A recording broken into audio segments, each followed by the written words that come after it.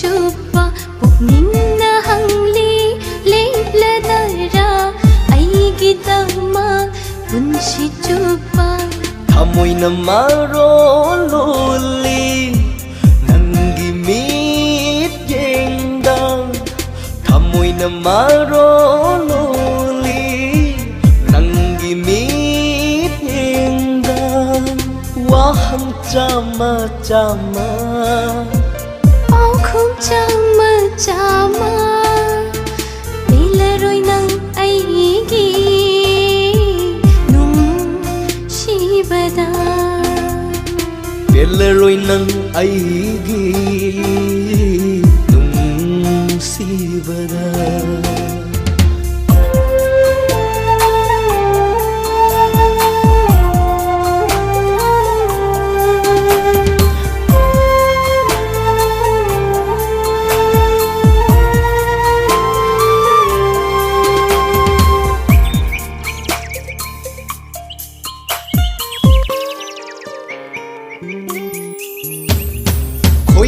khongli gurau mathakang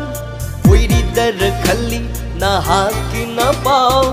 koi ninna khongli gurau mathakang koi di dar khali na haki na pau thazana tanik na yeng lagli ai tabu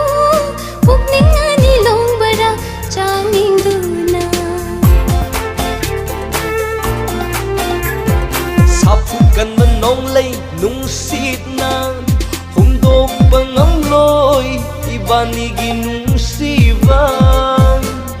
sapu kan nong lay nung sit na hundog pangam loy ibani ginung sivan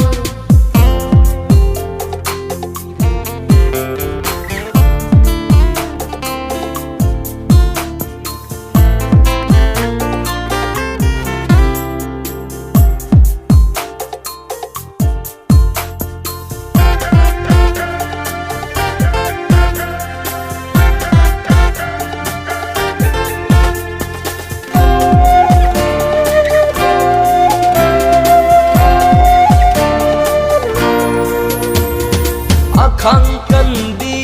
chandrana digum thamoi gi isel dinna phamboi biro akhang kan di chandrana digum thamoi gi isel dinna phamboi biro singjogum le piu nu jai sum langi pukning ki thawai na mandat le piraro panthung nang dai di matamgi irai nungda sintharasi anauba ipatamna sintharasi anauba ipatamna wahang chama chama paukhum chama chama pilaroi nang aigi nung sibada